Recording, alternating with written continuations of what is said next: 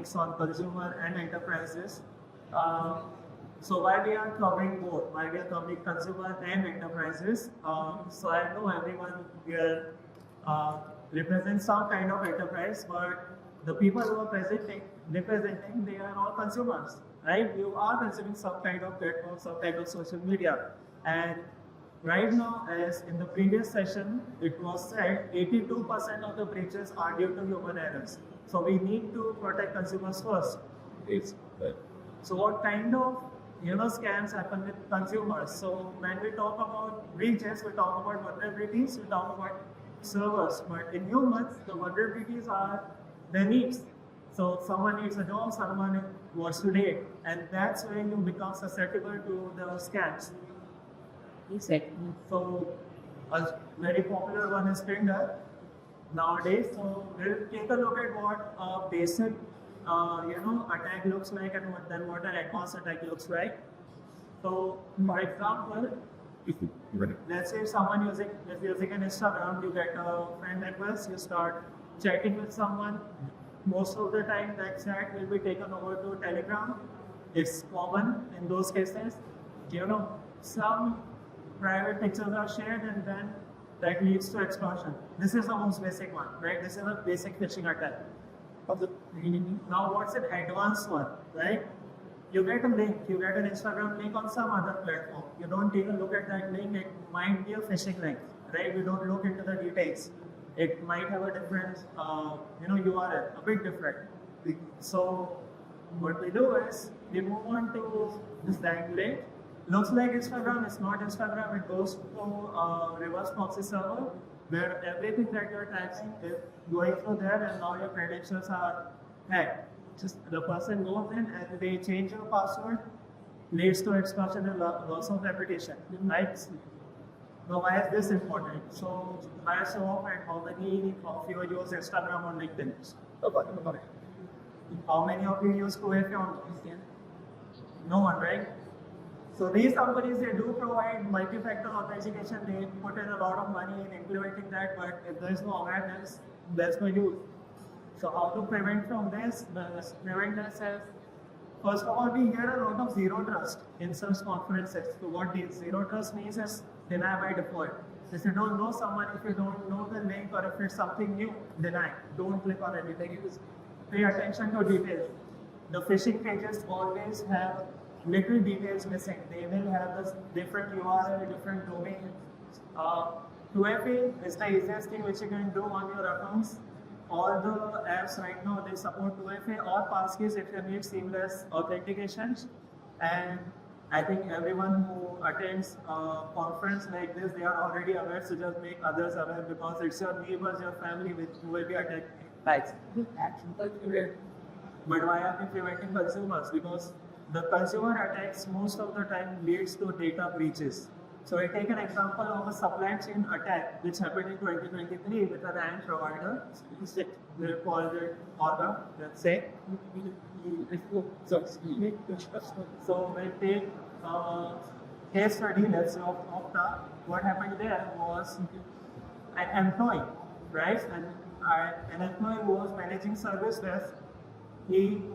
What he did was he logged into his work profile from his personal browser, right, personal laptop.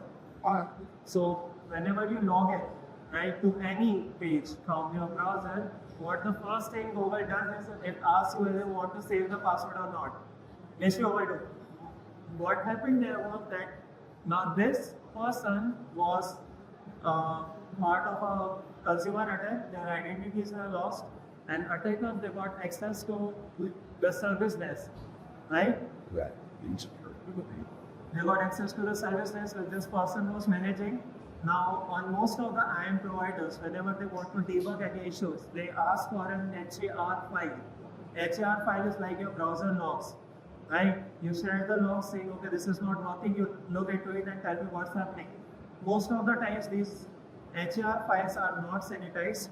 They contain whatever operations you did on browser, including your session IDs.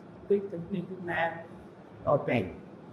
And that's what the attackers got access of, the session IDs. These session IDs can be used to reproduce your session, get into all the other apps that those consumers are using or register requests. Now, this breach was reported by one person beyond trust and Cloudflare and two other companies because of their intrusion detection platform. They were able to identify that there is a breach due to malicious activity. But this is how a simple consumer attack led to data breach, an enterprise level data breach. Yes. How to prevent this? The simple one is prevent logging in on your personal devices with your enterprise accounts, or you can have employee trainings in place.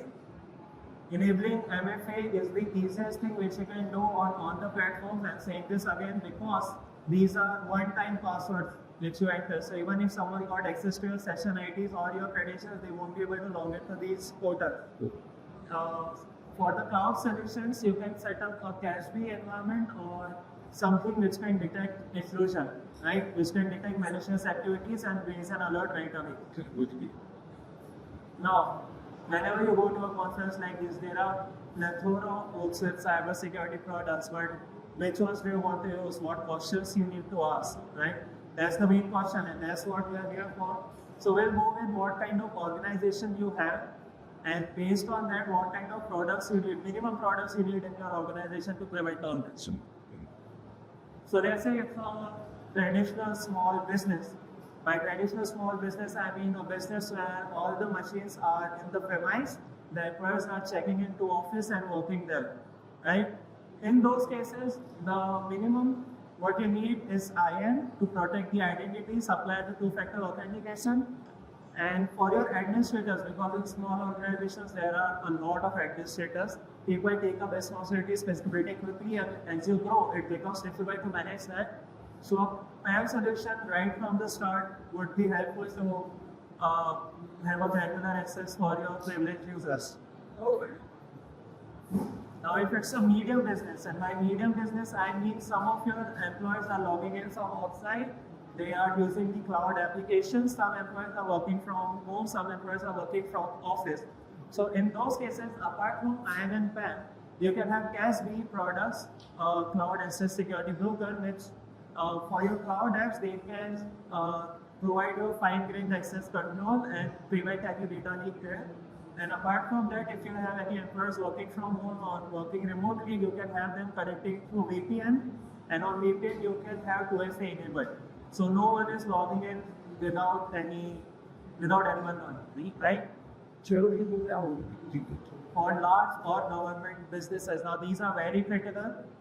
In these cases, you will have offices at multiple locations. You will have employees working remotely. You will have office working from. You will have employees working from office.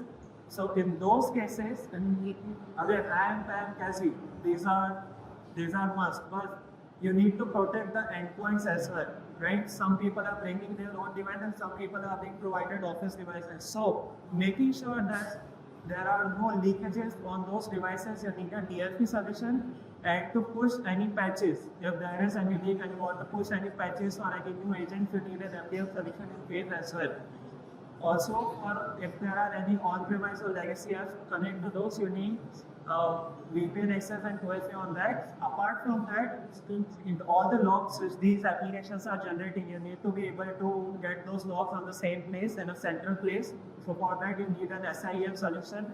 And to aggregate those logs, make sense of them, and to detect any kind of intrusion, you need an XDR solution or ITDR solution with beyond 12-10-1 password type. Yes. And last but not the least is the small medium online business, which is what most of the businesses are today. These are businesses where employees are bringing in their own devices. People are working remotely, but these are small businesses. In those cases, apart from IAM and PAM solution to protect your identity and privileged users, you need to have a CASB solution in place, because most of the small businesses or online businesses are using cloud solutions like Microsoft 365, Zoom, or let's say Atlassian solutions, which are on cloud. So to protect those, you need a CASB solution in place. Apart from that, to protect the devices as well as the smartphones where next-gen marketing people are downloading data, and they are using it to post it somewhere. So to protect that data, you need MDM solution and DLP solution in place as well to make sure no leakage is happening. This is true even for small or medium businesses which are online. And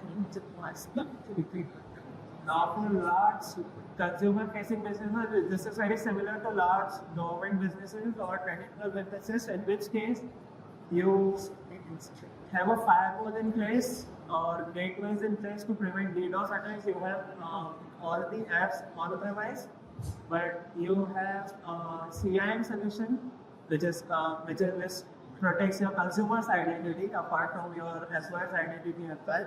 And as I said, for large businesses, aggregating logs, making sense of them with internal detection is necessary. So for those, SIEM and XDR solutions are a must. So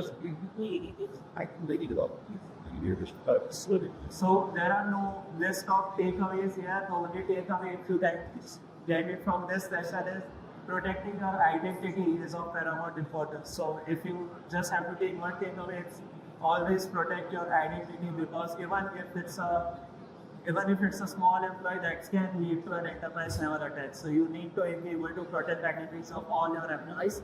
And that is it. We are many on it. We believe in securing it right. If you have any questions, if you want to raise any queries, we have this QR code here. I'm Ankit, and I have my colleague Suraj with me. If you want to talk about it a bit more, want to discuss anything, we are at booth F1, B2. I'm not sure if we have time. We have like 4 minutes now for the question Q&A, so I will leave it to that.